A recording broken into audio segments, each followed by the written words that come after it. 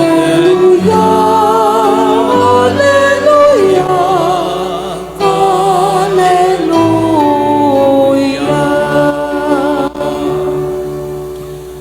Ang Ginoo manaa kaninyo. Manaong sa kanino. Ang santos nga ebanghelyo sumala ni San Mateo. Himayaw nikaw, O Ginoo.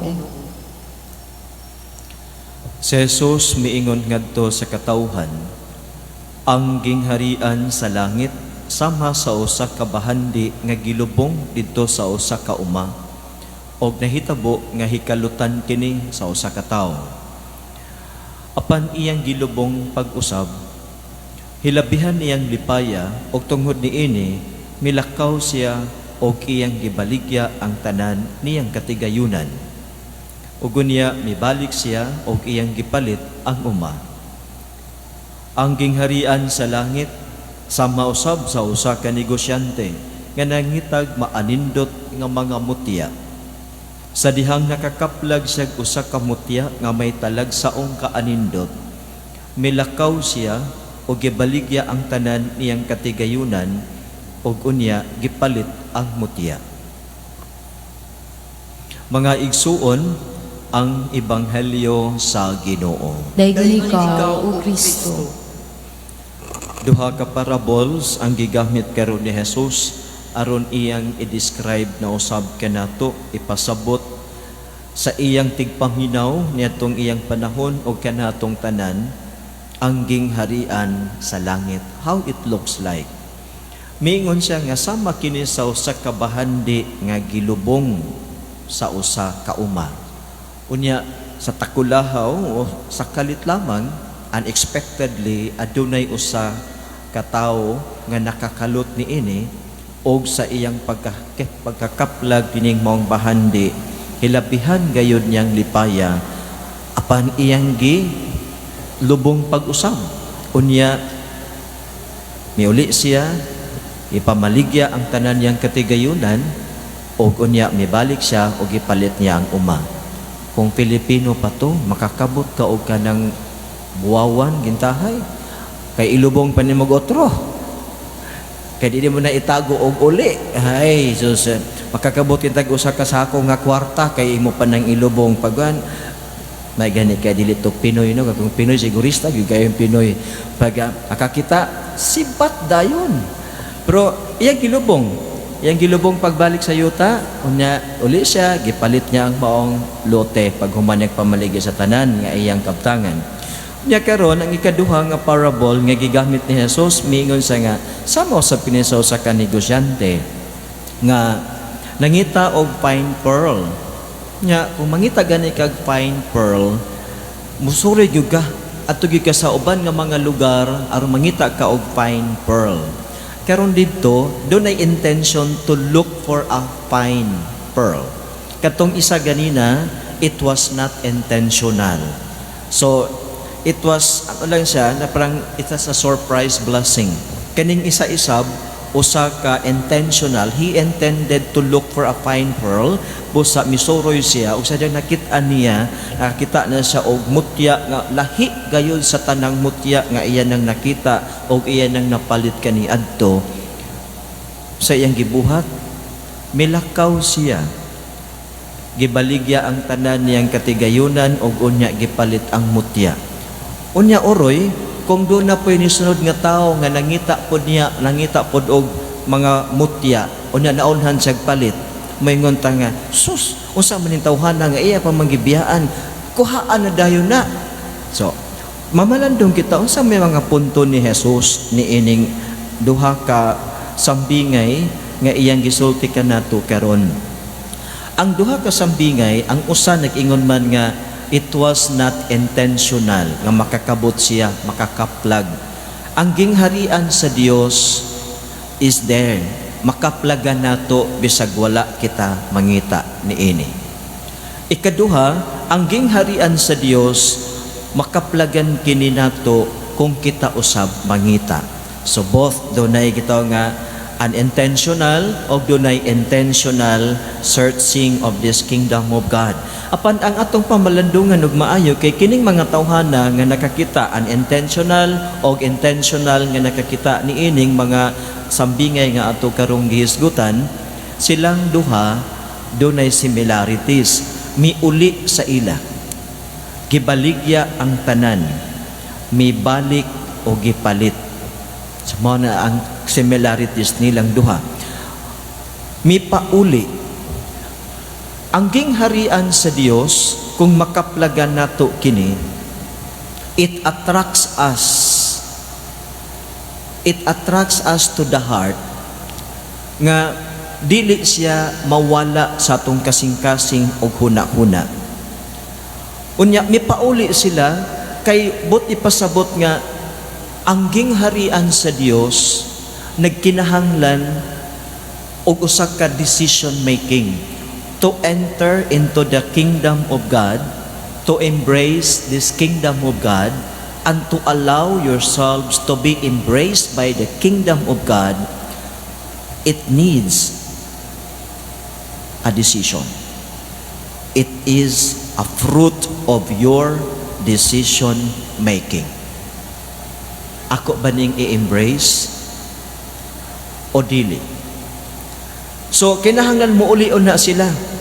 I-embrace ba nila ang kingdom of God o dili? Unya karon, gibaligya nila tanan. So, usa ka decision making di ay ang pagdawat sa gingharian sa Dios. Kinahanglan mo decide ka kung ako ning dawaton, unsa may akong i-give up. So, i-give up nila tanan, everything, their possessions, ang tanan, gi-give up nila. Unya, ilang gikuha, gipalit katong maong bahandi, katong yuta, unya katong perlas, nga iyang nakitaan. So, kung musulod ta sa gingharian sa Dios, nagkinahanglan siya nga mo desisyon kita to embrace this kingdom of God. Og mo desisyon kita to allow ourselves to be embraced by the kingdom of God. We allow ourselves to be embraced by God Himself. Unya kung mo nga i-embrace nato si God og i-embrace pud ta ni God, unsa man ang niya kanako that I must give up. So for example, fear. I must give up my fear. I must give up my insecurities. Because when I embrace the kingdom of God, this kingdom of God gives me security. Not only here, but finally, after this life. The kingdom of God gives me security. If I embrace this kingdom of God, what must I give up? Unsa may akong unsa man nga mga butang nga I must detach myself. Unsa man nga mga kinaiya nga kinahanglan akong i-give up aron ang akong pagsulod sa gingharian sa Dios. It is pure intention. It is with purity of the heart and purity of the mind.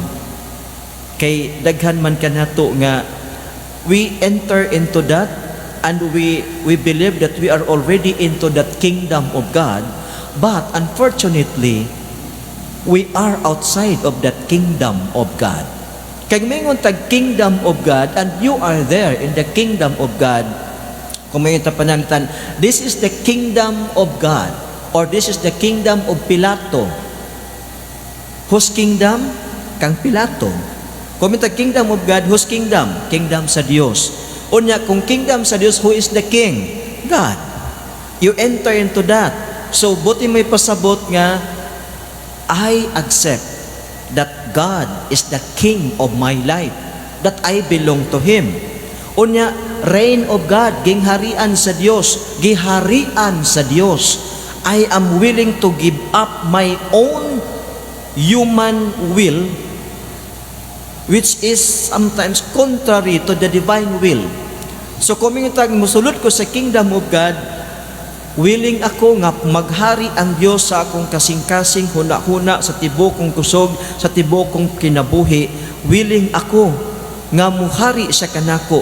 busa ang kinabuhi di ay nako kung moingon ko, I belong to the kingdom of God, I embrace the kingdom of God, and I am embraced by God, ang akong life must be according to the rule of the kingdom of God. You cannot live a life contrary to the rule of the kingdom of God. And what is the rule of the kingdom of God? L-O-V-E. That is the rule of the kingdom of God. L-O-V-E. Love. If I don't know how to love and I claim I belong to the kingdom of God, ingon bitaw si St. John sa kanyang first letter, you are a liar. Ano man, how can you say I love God, then I hate my brother, I hate my sister? You are a liar. So mao ni kung mingon ta nga kingdom of God, kung akong magpasakop ko, it really must become part of my decision making. Kay kung mo sa masulod ko sa kingdom of God, willing ba ko nga mupuyo, sumala sa diwa, sumala sa kalagdaan sa kingdom of God? Kay kung musulod ko unya ang akong kinabuhi always contrary to the kingdom of God's values, to the kingdom of God's rules and regulations, after all, I am still outside the kingdom of God. So mao na nga, daghan kaayong mo-claim nga, I belong to the kingdom of God, I know God, I believe in God. Yes, you know and you believe God, but you don't allow God to embrace you. You resist God's embrace. Nganong we resist God's embrace? Unsa na to pagkuhan? Because you resist to be transformed by the holy embrace of God. Until now, our life is contrary to the values of the kingdom of God.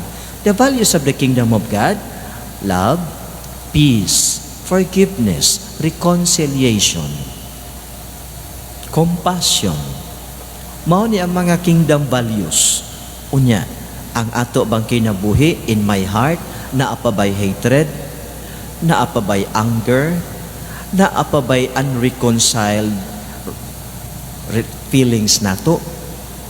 Mao na nga, kining mga tawhana, naghuna-huna sa sila, nanguli sa silang balay. Dako sa nilang pamalandong, matay, ako ba tong paliton? But finally, they decided to embrace. Buti pasabot nga, the kingdom of God is worth embracing and owning more than what they possess already, more than the things that they have already. The kingdom of God is greater in value sa ilang kinabuhi. So busa, sa ilang pag-embrace, dunay kabag-uhan, transformation happen. They give up everything. So mao pud unta mahitabo nato ba nga, kung minta nga I belong to the kingdom of God, then gradually we allow ourselves na babaguhin tayo sa kingdom values. Na may, di ba, may kantata sa mga charismatic groups o sa mga renewal groups na binabago niya tayo araw-araw, binabago niya ako araw-araw, binabago araw-araw. Tingnan natin buhay natin. Ano bang nabago? Meron bang nabago? Kung merong nabago, then you allow yourself to be embraced. So, kahit meron man tayong mga karanasan na minsan masakit at minsan matagal mo o medyo mananatili ng ilang mga buwan o ilang araw dito sa ating puso, yung sugat ng puso. At kung panahon nahihirapan tayong magpatawad, nahihirapan tayong magmahal, nahihirapan tayong tumulong sa ibang nangangailangan, but when we continue to allow ourselves to be embraced by God, and we continue to embrace His kingdom, itong puso natin, araw-araw binabago ni Lord. Araw-araw pinapalitan ni Lord yung sama ng loob, pinapalitan ng pagmamahal. Araw-araw yung takot natin, binabago at ginagawa tayong matapang ng Panginoon. Yung ating mga sama ng loob, yung ating mga pagdaalinlangan ay araw-araw binabago ng Panginoon. Yung ating takot, binabago ng Panginoon araw-araw. Kaya, allow yourself to be embraced by God and allow yourself to be led by the Spirit of God.